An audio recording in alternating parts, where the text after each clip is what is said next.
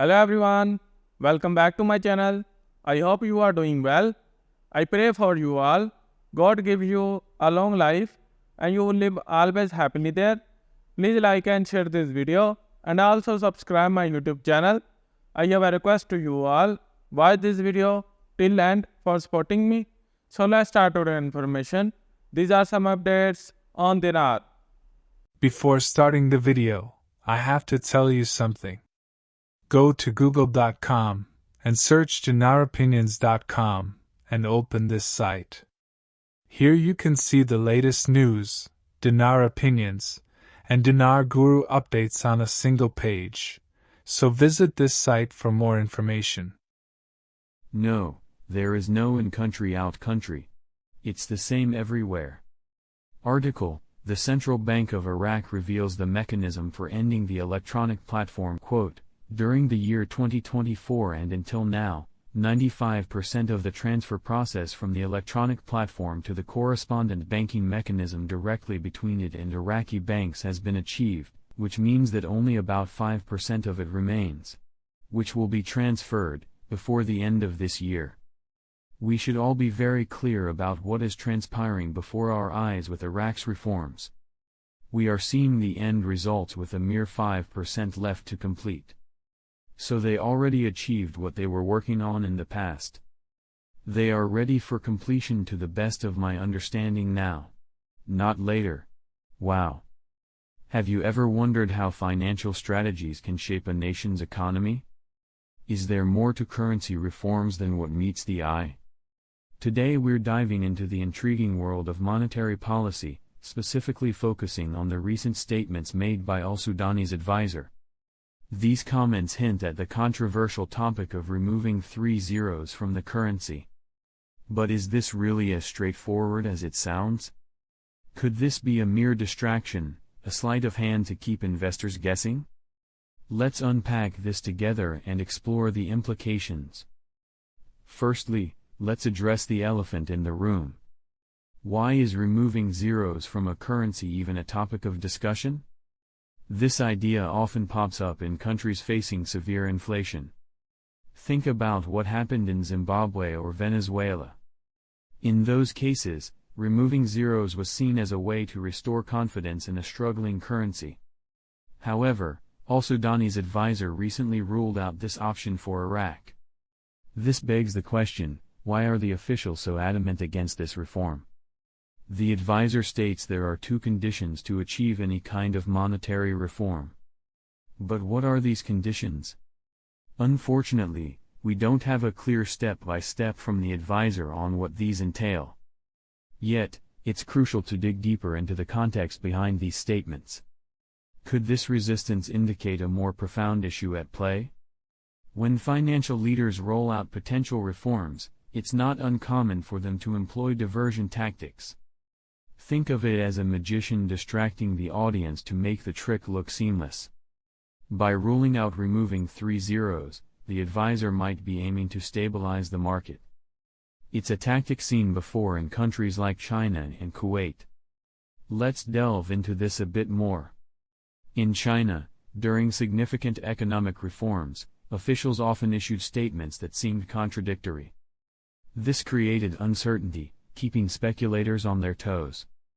Similarly, in Kuwait, officials also took steps that confused market players during periods of economic transition.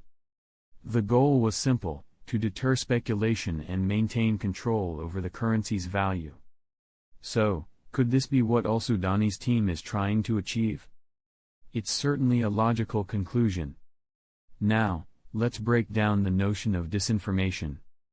In today's fast-paced financial world, information is everything. When basics become muddled or miscommunicated, fear can set in.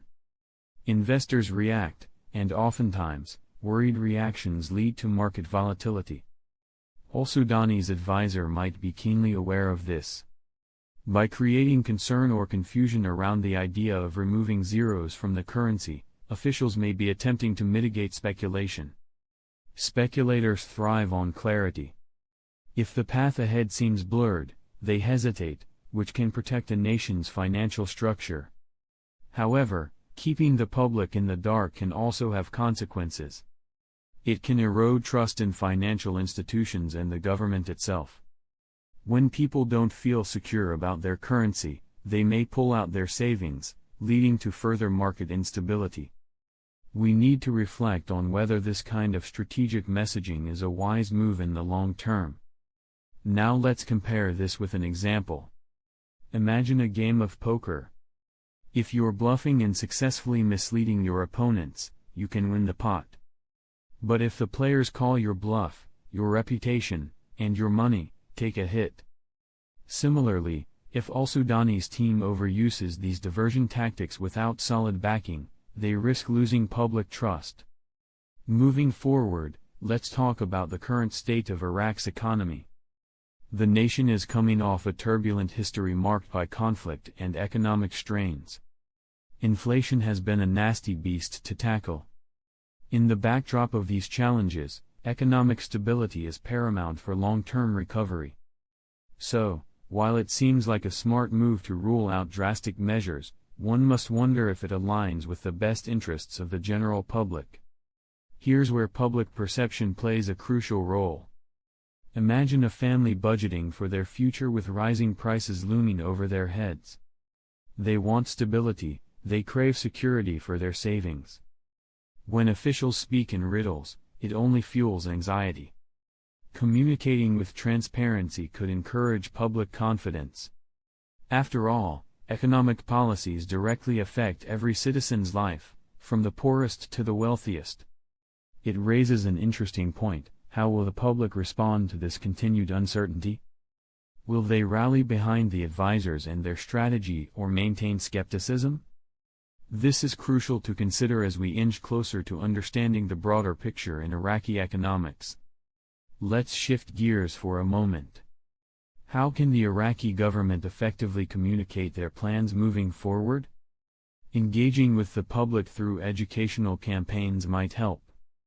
Social media platforms could serve as effective tools to spread reliable information.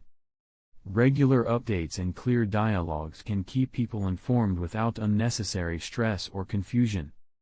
This brings us to how we, the viewers, can engage with this topic. We can stay updated about economic discussions and reforms in not only Iraq but globally. Are there stories or policies that resonate with you? Let's discuss them in the comments below.